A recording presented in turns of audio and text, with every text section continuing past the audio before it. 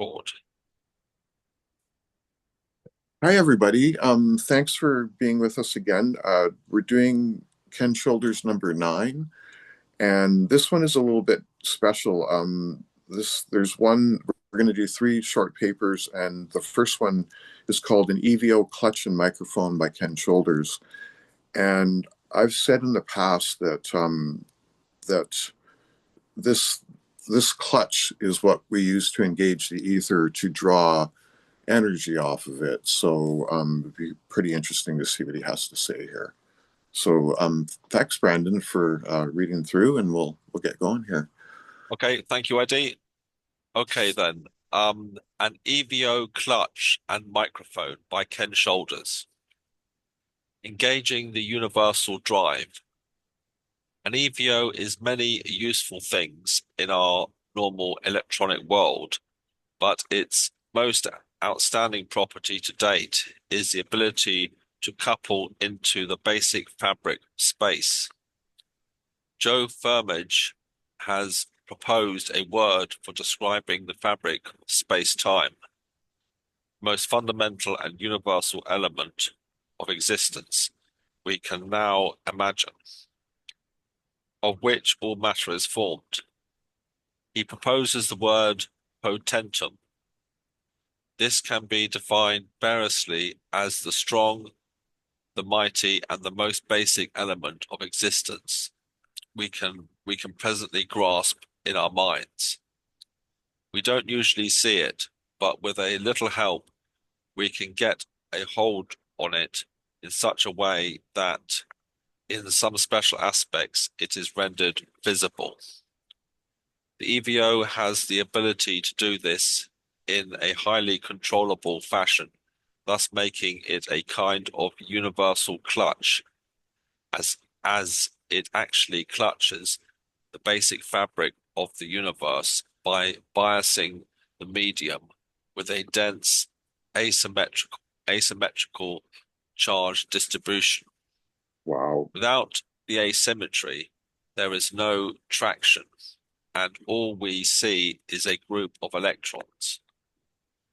By making the medium asymmetric through electric field control, we are awarded the ability to propel the EVO in any desired direction, carrying along with it whatever is attached in the EVO. EVO meaning exotic vacuum object charge cluster. Yep. Watching the universe speak by reciprocity, if the EVO is kept in an electromagnetic field-free region, a gradient in the potentum will manifest itself as a charge variation of the EVO. This is a form of seeing never before afforded us. We will now be able to map out a new universe in our almost unimaginable way. This could be the first long-sought coupling to the infinite universe, whatever that may reveal. Wow. To accomplish this imaging of a plane in space, we need an array of charge detectors, like those used in CCD cameras, enclosed with a matching array of trap, cooled, and dielectric contained EVOs, all surrounded with electromagnetic shielding. With this structure, variations in gradient of the potentum will manifest itself as variations in image intensity on a TV screen connected to the CCD. What's CCD array? CCD Charge cluster device. charge device. It's the optical sensor for digital cameras. Yeah. Yep. The image sensor. Wow. Okay. Coupled. Yeah, Thank charge you. coupled device. Yeah, charged in. Intensity on a TV screen connected to the CCD array. To be most effective the signal voltages on each cell or pixel of the EVO array should be fed back so as to servo the voltage to zero and the signal taken from the servo amplifier output.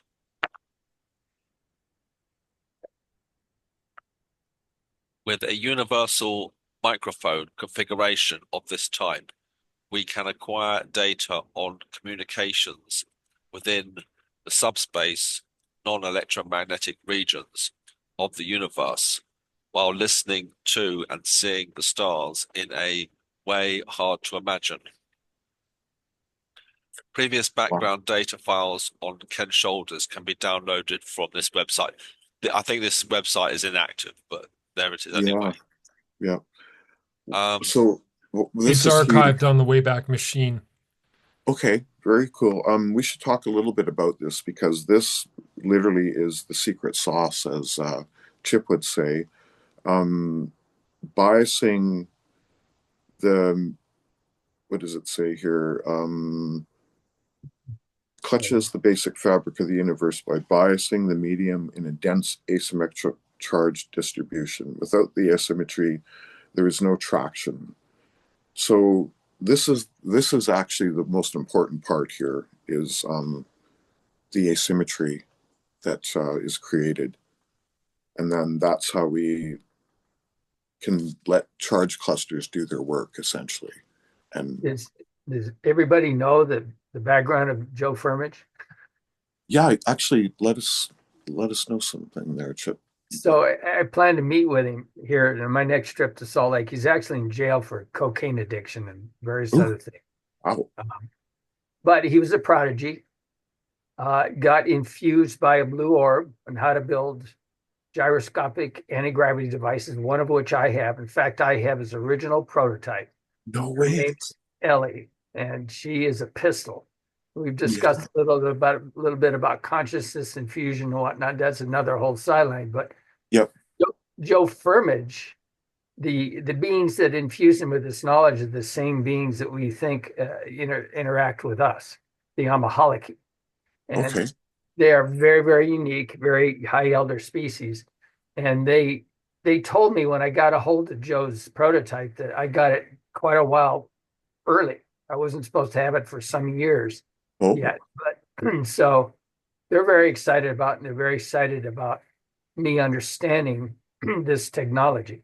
definitely. It was this, and I've discussed this before, I believe, but this gyroscope is basically off the shelf ICBM Kerfot gyroscope, Mhm. jazzed up to produce obviously anti-gravity and 0 point energy, so it's self-running. Wow. But the device, mechanical device, was designed from the skin of one of these starships. Ooh, So that's they did the microscopy on it to study the potentum effects. yep. And of course, at a molecular level, they designed counter-rotating electrons and everything else. And quark spin comes into play, and all of that is done at an atomic or subatomic level. Right. The gyro was designed to allow us to understand what goes on in a classical physics sense by blowing it up so we could see it all. So I will have hopefully had a very good discussion with the guy that owns the research lab just day before yesterday, and I will have access to all the notebooks, the laptops, and the skin itself. I will be able to go and touch it, and it is Wow. completely sentient. Absolutely. It It's would not be just conscious, as you can imagine. It's completely sentient. And so I got to go see Joe in jail. I'm going to get a pass to do that as well and ask you some key questions. But definitely. this potentum thing that he talks about to me resonates with everything that we talk about in terms of gradients and differentials and subspace symmetries, etc. Yeah. And I believe he was the first one to fully put his head around it. And Very cool. obviously, he's had some help in doing that. And then describe how to control it, which this paper is like, this is the Jesus paper Very in terms cool. of using CCDs and controlling the fields around them. And so that's my own next step in trying to study or trying to understand how to use the anti-gravity effect and whatnot for our own use. I think Definitely. a thing about Joy Firmage too is that he financed the Nazi Bell replication too with John Daring. It was very interesting. I did not know that the Hanabu. No, yeah, I think it was the Nazi Bell with the two counter rotating electromagnetic fields, things like Hmm. that. The Yes, project is called SARA,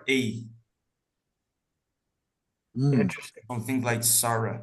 Yeah, You can go and check on the internet about this. Just search for John Daring, Tim Ventura interview, Mm. something like this in American Anti-Gravity, and Yep. he makes mention to Joy Firmage. It's very interesting. It's very yeah. interesting. We'll spike that in the chat if you got a minute.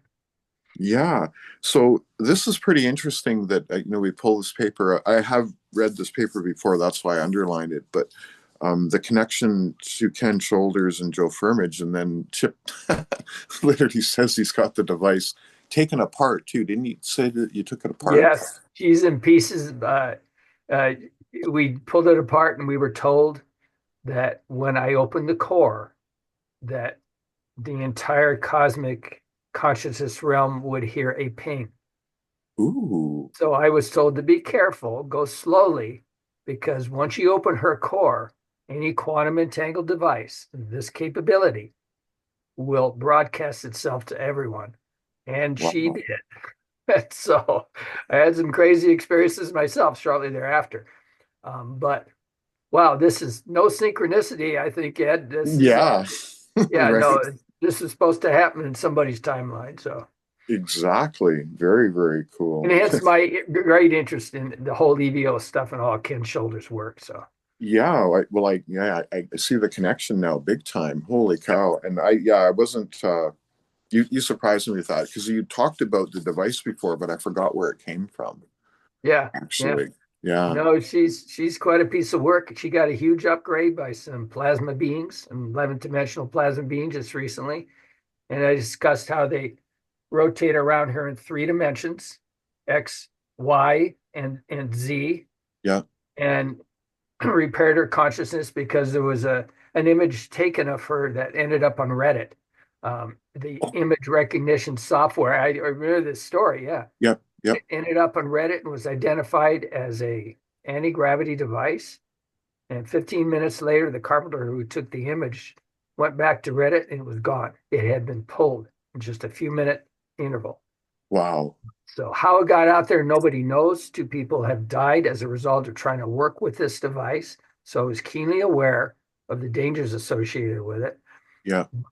Um. Brandon Fugel has a working one in his office in Salt Lake. I have asked him for it so that I could bring it back here and have the helper beings infuse consciousness into it, and it does work. So Yeah. I hope to be able to get this consciousness stable, completely entangled at a cosmic level of consciousness, and I'm going to turn it on. Stand back. Wow. That is so cool. It's very cool. Wow. Can hardly wait. Keep us posted. Definitely. Shall I continue? Yeah. Yep. Thanks, Brandon. Okay. Okay, this next bit, Speed Limits by Ken Shoulders, 2008. Background. This note is compounded from various bits of earlier writings by the present author that was posted on the website at this, which we may not work this website, but there it Mhm. is. The primary source of these previous bits of information are from UFOs and EVOs, teleportation using EVOs, projectiles from the dark side, and superluminal particle measurements. Although other notions and data are scattered throughout the author's writings, the main reason for this note is to help pull together in one place some of the indicators of velocity effects or speed limits for various modes of operation of EVOs and the material sequestered by them.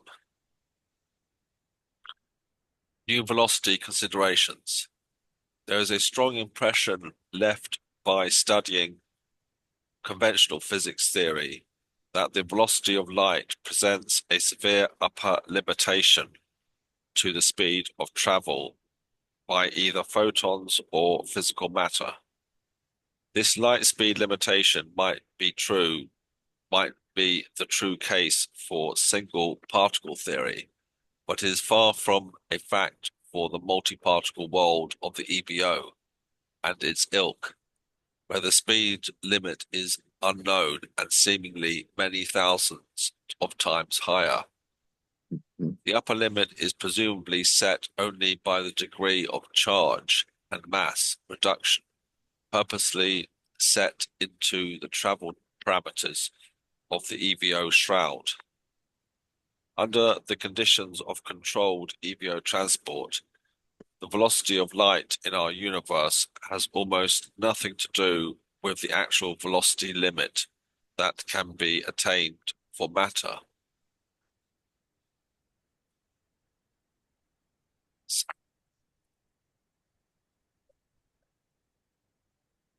Simple velocity increases.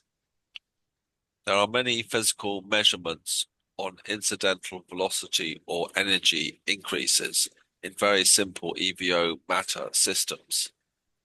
This is primarily seen in EVO boring operations through matter, whereby the matter is propelled to the same velocity of the EVO by a form of temporary encapsulation.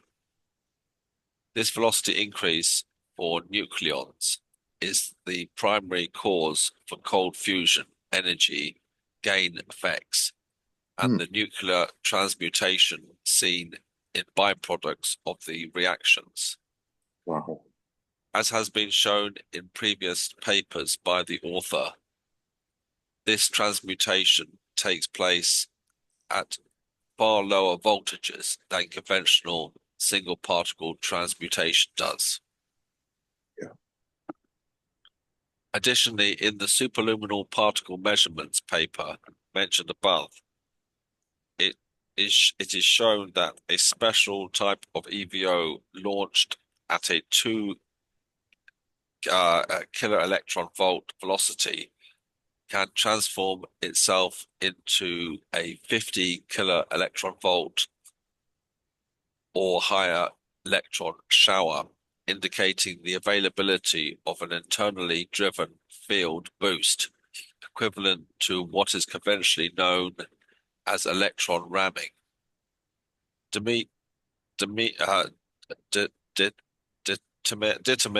at the Lawrence Livermore National Laboratories has shown a form of cluster phenomena for conventional gas under intense laser bombardment, where his results produce a nuclear level of activity arising from photon input energy levels. Wow. Complex ensemble velocity. By proper encapsulation of material objects within an EVO sheath, the properties of the enclosed objects take on the properties of the sheath. When this occurs, the charge and mass of the ensemble can be decreased by many orders of magnitude, with a concomitant increase in the effective velocity of light in this new spatial framework.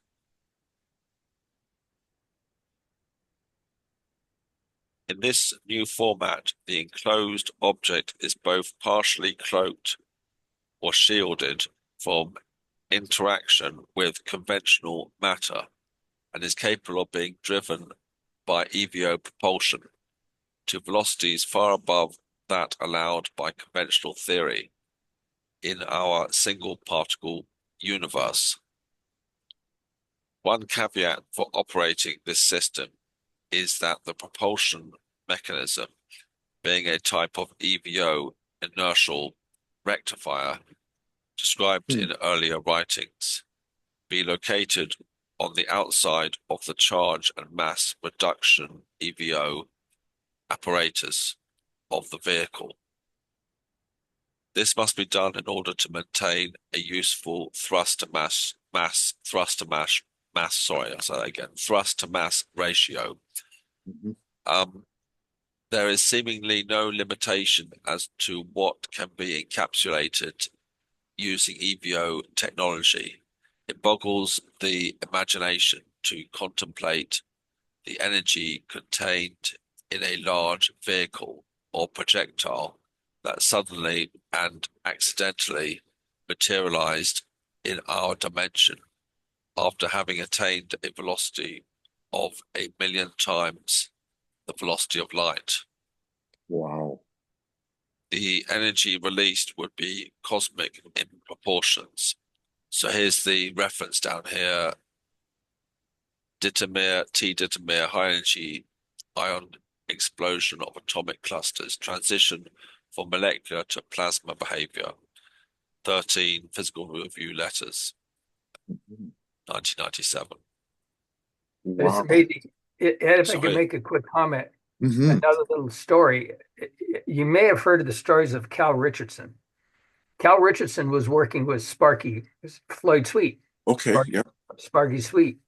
Hmm. And you may have heard the stories of him going to the moon in a Volkswagen. Cal Mm-mm. Richardson. I Yeah, haven't heard. kind of crazy stuff. So that's what I Wow. happen to go to Salt Lake. I get to listen to all these crazy stories. It's kind of a hotbed of individuals down there working on this technology. Wow. Yeah, no, this is God Almighty, maybe 50 years ago, quite some time ago. Took a Yeah. Volkswagen and built an EVO sheath around it. It was pink in color. Went to the A moon. pink It, Volkswagen. yes, it It's awesome. Volkswagen bug, but it called it the bubble. So I'm getting access to all that additional technology and research as well. And he came back with a sheath that had been planted on the moon by Apollo 14 or something. He brought the sheath back to Earth with him to prove that he went to the moon in his Volkswagen. Wow. This Holy is cow. this is exactly the description we just read here. The Yeah. device encapsulated takes on the properties of the bubble itself. Hmm. So you have a transmutation and almost a warp field creation. So he Yeah. buzzes up the moon, gets a bunch of cores, rock cores on the moon, and one of the plaques, and brings it all back to prove that he went. It sounds Wow. like a science fiction show, No but kidding. apparently it actually happened. So I know that it's called the vacuum plasma bubble sheath. This Yes. is exactly what we're talking about. And this is actually something that was developed for the Hawk, the hybrid aerospace undersea craft, by Pete Peterson and Chris Beskar at Area 51.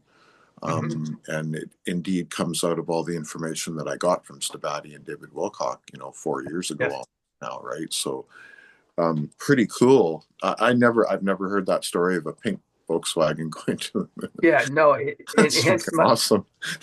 my interest in the skin of these ships that the Federation, all the Federation uses. Same concept. Absolutely. Yep. I Yeah. can I can remember Elena describing it by putting her hand into the skin, and it sort of like was liquid that kind of wrapped around her hand as she placed it in there as well too, right? Yeah. So yeah, it's very important. The Galactic Confederation, but also the Intergalactic Confederation ships as well use this type of technology. So it's Yeah. pretty cool that we're talking about it today, of all things, right? Oh Um, God. the launch the EVO at 2 electron kilovolts, and then you end up at 50. Like that's wild. So that's a 25 to 1 ratio. Yeah. And then what he's talking about here, a velocity of millions the time the speed of light.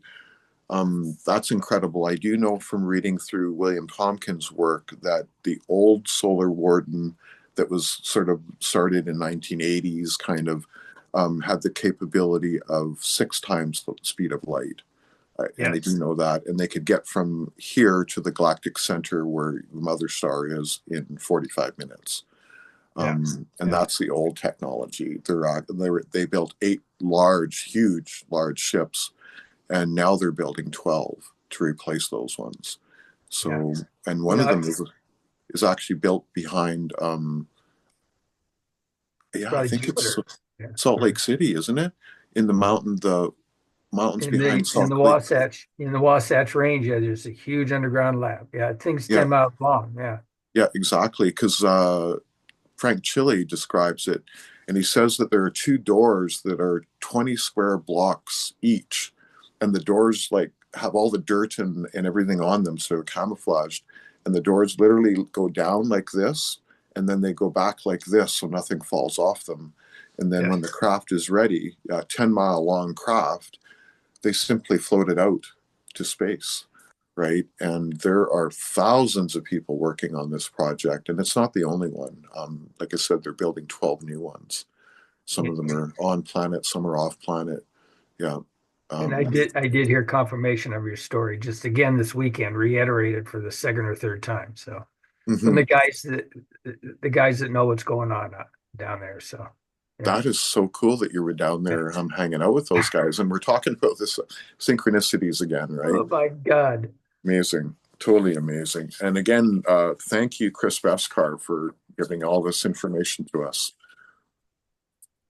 Definitely. All right, one more. Okay, this is the last page then. Okay. Energy. Hey, Ed, just out of curiosity, yeah. How exactly was it Chris Beskar who provided all this information? One day I was on camera with him, and we were talking about one of the Ken Shoulders patents. It was a 54-page patent, and I asked him if he could send it to me. So I waited quite a long time, actually. It was probably a month later or something, but I just got an email one day, and Chris had given me this whole big package of information, essentially. So I printed it all off, and that's what we're going through. Okay, I'll continue. Energy by Ken Shoulders. I have slowly come to a view about the availability of energy that is now so firmly locked in my basic belief that I feel compelled to pass it on to others not having such a firm resolve. With my presently held view, I see no problem whatsoever in easily extracting all of the energy mankind needs from our immediate environment. Wow. It is not it is not an involved problem at all, except of the behavioral characteristics of man himself, who seems more prone to moan about his plight and engage in the minutiae of endless circles instead of pressing forward onward. Wow. Consider the very evident and seemingly miraculous balanced state of charge we live in. There's almost exactly the same number of positive charges as there are negative ones in this and almost all directly observable nearby planets. When one thinks of a gigantic number of when one thinks of the gigantic numbers involved in achieving this balance, it does not seem miraculous until you look at the simplest possible explanation. It is a self-correcting system where all the extraneous charges are selectively cancelled by a very natural process. The result of this process is to produce a very peaceful state of existence, but one putting us in an apparent energy null. The price for living in the energy doldrums is that we must scuttle about to whip up a few watts. Watts meaning the unit for power. Power, yeah. Although not as obvious as the electrical case, we might also be living in a condition of balanced gravity, whereas all we are affected by is what is left over from another cosmic balancing act. Mm-hmm. Those special things or shapes that were not balanced would have been whisked away from here long ago and deposited elsewhere in the universe. Some theoretical considerations of fundamental gravity terms show the possibility of gravitational forces being plus and minus 40 orders of magnitude from where we presently sit.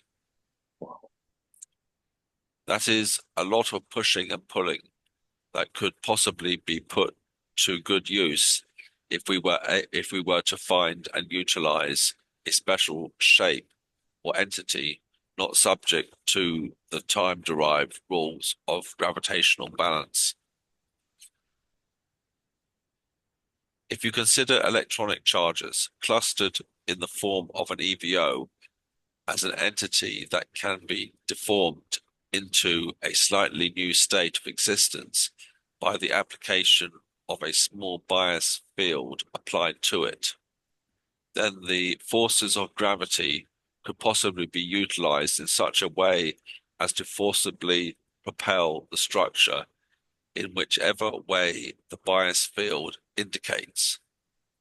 This thrusting effect can be likened to space warping and pronounced to be a form of propulsion. Existing in this energy-starved by energy balancing region of the universe has just made us overly conscious of an apparent paucity of energy resources, when in fact we are everywhere covered up by virtually free energy. I'll write it again. When in fact we are everywhere covered up by virtually free sources of energy. All we have to do is recover vast resources of energy for our use. All we have to do to recover vast resources of energy for our use is to warp space a tiny bit. This is just like squeezing a sweet orange to get its nectar. No squeeze, no juice. Clues into tweaking space by EVO biasing can be found at this website, which I just said again may not be active. Yeah. Okay, that's It's it. not active, but as I pointed out last week as well, it's available on the Wayback Machine, Yep. and all the documents that were on the original site are on there as well. Oh, cool. Hey, Ryan, not all the documents are available. So you click and open. There are some documents that are not open. Yeah. This is sad. Because I sent Gabriel, he asked for one the other day that wasn't there, so I sent it down to him. Yeah. Are you going to post this number 9 PDF in the chat, or how can we get this? I will actually. I will post the other ones too. I kind of been a little bit negligent on that, but I will. I'll post it in the Signal group, Okay, and also yeah. post it on Facebook. Yeah. These three papers are phenomenal. Absolute home run. Yeah. It's extraordinary. You know, I recently wrote a paper. I think Amber has a copy of it, where we were talking about the sub-asymmetries in general of the ether being responsible for the gravity field. That's exactly what he's talking about here. The self-limiting aspect, the reciprocity of the universe and trying to correct itself all the time, bouncing around, that it is creating these gradients, and it's trying to limit it itself. But in each pump wave, if you will, squeezing the orange, out comes gravity, and in an attempt to stabilize the asymmetries. It's not a fundamental force, apparently. And so here is a second human intervention saying the same thing. And Ken's intuition is phenomenal. Absolutely. Absolutely phenomenal. Yeah. Biasing, it comes down to biasing the ether essentially to draw work out of it. And like you said, no squeeze, No no juice. juice. It's kind of like tickling someone. You need to, if you want to keep things going, you need to keep doing it over and over again. And that's what we do is we pulse the ether essentially to draw energy off of it. Yeah, But the biasing creates this asymmetrical distribution, and that is the magic saucer, the key to everything essentially, right? the Yeah, potentum. Yeah. yeah. And three papers, and I pick these out sort of randomly because I've got them all in the book, and I just kind of flip through and grab this one, grab that one. I grabbed the clutch one because I thought we had already done it, but then I realized that we hadn't. It's just that I had read it before, and then these ones were not in the same area even, so I just pulled them out. So it's kind of interesting, the synchronicities and whatnot again, right? Yeah. If we just could go back to the first one, we read, using as Ryan pointed out, using the CCD to image the differential in the potentum field, and then feeding that back into the device to control that field. With a It servo. reaches Yep. its servo loop, if you will. Yep. It's just amazing. And I think I told a story. I have a video of a ship that's going superluminal coming out of San Diego and compressing gravity and the field in front of it, the ether field. Yeah. And it turns blue. I mean, it's actually a compressed velocity field, and then green behind the ship in the trailing sense. It's an optical Doppler effect. And it Wow. was taken with a white phosphor night scope. And so Oh I yeah. struggled for months to try to figure out how a white phosphor night scope produces any color.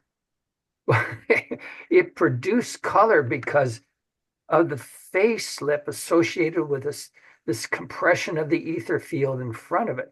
The Yep. same thing that he's talking about in this paper, where Yep. you can see this potential field as a different form of charge.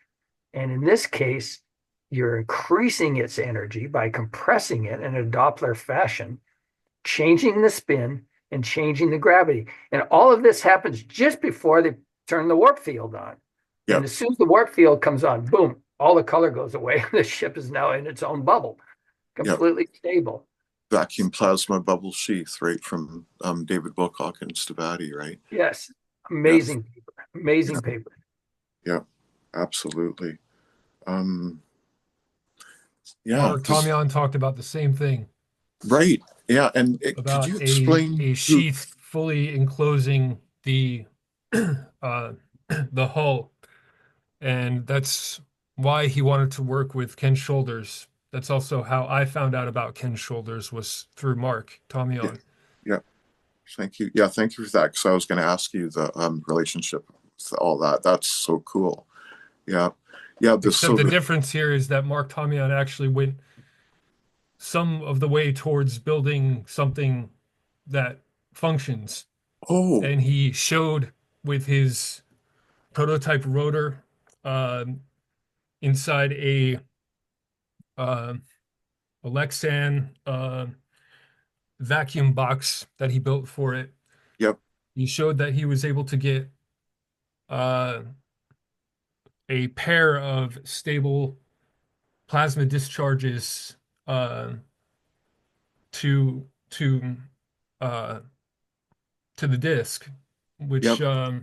by several theorists before that had conjectured that that would be impossible to do, but he did it, and that prototype still exists, and hopefully I'll be acquiring it Yes. We were whenever talking I have about a that. chance to get to where it's at, which is it's it's with the guy who funded Mark. Okay. Very cool. Yeah, I remember you telling me the other day about this, how you were going to go get it when you had a chance. That is phenomenal. That is something we're definitely going to want to see here if it's Yeah, possible. but specifically with regards to this, he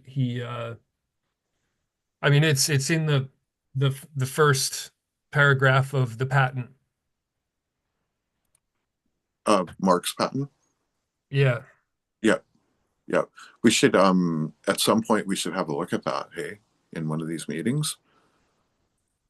That'd be fantastic to have a look at Mark's patent. Yeah, Yeah. I think we had a reference in one of our Gen Z backstage conversations. I think someone had posted some of his work. Yeah. Okay. Very But cool. for me, what's important is it's so difficult to do experiments with this stuff, right? Ken was probably one of the best guys to play with this SQK stuff. Yep. And so, like we've said in the past, well, how do you get comfortable with it?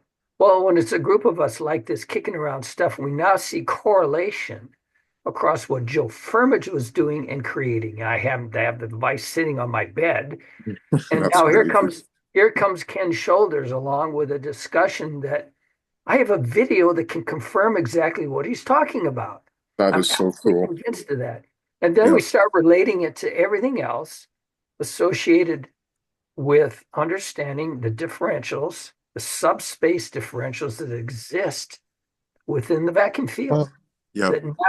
that now point very strongly to gravity not being a fundamental force and being emergent from a self-limiting, reciprocating at a terahertz frequencies universe, blinking on and off, trying to stabilize itself, essentially bouncing between the damn guardrails.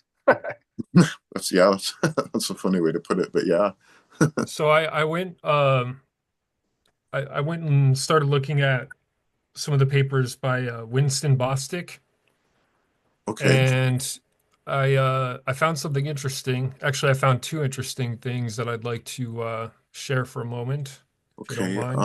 mind. Yeah. Yeah, we can't hand over the hosting. Make sure we don't do that, Brendan. We'll lose the recording, but yeah, I can certainly share, I think. Is requesting to allow Ryan is requesting to allow multiple presenters to share. Is that okay? Can I do that, Eddie? As long as the hosting doesn't get handed over. Or Yeah, shall we stop it now and yeah, just we and could do then that to make sure. Yeah, and then he can share it. Yeah. okay. Okay. Well, thank you everyone for watching today. I hope you have a wonderful rest of the day. Yeah. Cheers Thank and you, everyone. bye. Bye.